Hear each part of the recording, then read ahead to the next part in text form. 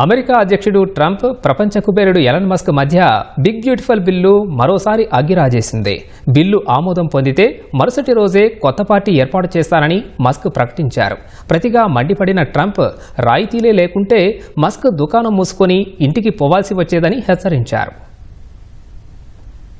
America అధ్యక్షుడు Donald Trump billionaire Elon Musk మధ్య ఇన్నాళ్లు సద్దుమణికిందనుకున్న వివాదం మళ్లీ రాజుకుంది. మంచి మిత్రులుగా ఉన్న ఇద్దరిని ప్రత్యర్థులుగా మార్చేసిన బిగ్ బ్యూటిఫుల్ బిల్లుపై మళ్లీ మస్క్ విమర్శలు చేయడం ట్రంప్నకు ఆగ్రహం తెప్పించింది. జులై 4 నాటికి బిగ్ బ్యూటిఫుల్ బిల్లును చట్టంగా మార్చేందుకు ట్రంప్ యంత్రాంగం చర్యలు తీసుకుంటున్న నేపథ్యంలో ఆ నిర్ణయాన్ని మస్క్ తప్పుబట్టారు. బిల్లును ఆమోదిస్తే మరుసటి రోజే కొత్త పార్టీ ఏర్పాటు చేస్తానంటూ హెచ్చరించారు. అమెరికా ప్రజలకు ఇప్పుడు రిపబ్లికన్, డెమోక్రాటిక్ పార్టీలకు ప్రత్యామ్నాయం కావాలని సామాజిక మాధ్యమం ఎక్స్ లో పోస్టు చేశారు. ప్రజాకలం వినిపించేందుకు పార్టీ అవసరమని మస్క్ తెలిపారు. ఈ సందర్భంగా ఆయన చట్టసభ సభ్యులపైన తీవ్ర విమర్శలు చేశారు. ప్రభుత్వ వ్యయాన్ని తగ్గిస్తామని ప్రచారం చేసి ఇప్పుడు బిగ్ బ్యూటిఫుల్ బిల్లుకు మద్దతుగా ఓటు వేసేవారు వచ్చే ఏడాది జరిగే ప్రైమరీ ఎన్నికల్లో తీవ్ర వ్యతిరేకతను ఎదుర్కోవాల్సి ఉంటుందని హెచ్చరించారు. ఈ మేరకు ఒక పోస్టర్ను తన పోస్టుకు జత చేశారు.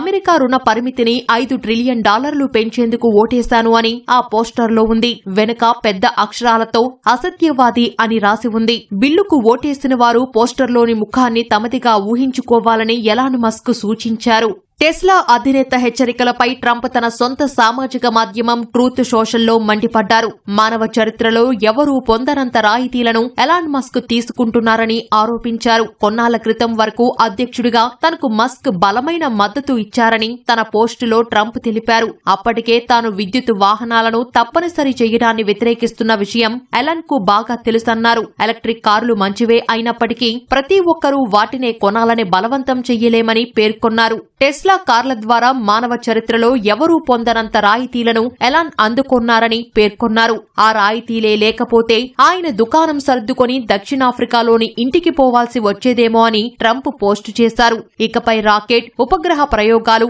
ఎలక్ట్రిక్ కార్ల ఉత్పత్తులు ఉండవని, అమెరికా మరింత సొమ్మును ఆదా చేసుకుంటుందని పేర్కొన్నారు. ఈ అంశాన్ని డోజ్ పరిశీలించాలని సూచించారు. తద్వారా చాలా పెద్ద మొత్తం ఆదా అవుతుందని తన పోస్టులో రాసుకొచ్చారు. బిగ్ బ్యూటిఫుల్ బిల్లు చట్టంగా మారితే టెస్లా ఎలక్ట్రిక్ కార్లకు ఇప్పటి వరకు ప్రభుత్వం నుంచి అందుతున్న రాయితీలు తగ్గిపోతాయి. అది వ్యాపార పరంగా టెస్లాకు నష్టం. ఇదే సమయంలో అమెరికా రుణ పరిమితిని మరో $5 ట్రిలియన్ పెంచేందుకు బిల్లు ద్వారా ప్రభుత్వానికి అధికారం దక్కలు పడుతుంది. అలా చేస్తే దేశ అప్పులు పెరిగిపోతాయని మస్క్ ఆందోళన చెందుతున్నారు. తద్వారా డోజ్ ద్వారా తాము చేసిన ఆదా అంతా బూడిదలో పోసిన పన్నీరు అవుతుందనేది మస్క్ వాదన. ఇదే అంశంపై డోజ్ నుంచి బయటకు వచ్చిన తర్వాత ట్రంప్ పై మస్క్ విమర్శలు చేయగా టెస్లా రాయితీలకు కోత పెడతానని అధ్యక్షుడు తీవ్ర స్థాయిలో హెచ్చరించారు. తర్వాత మస్క్ వెనక్కి తగ్గగా ట్రంప్ కూడా శాంతించారు. మళ్లీ ఇప్పుడు అదే స్థాయిలో వారి విభేదాలు కొనసాగుతున్నాయి.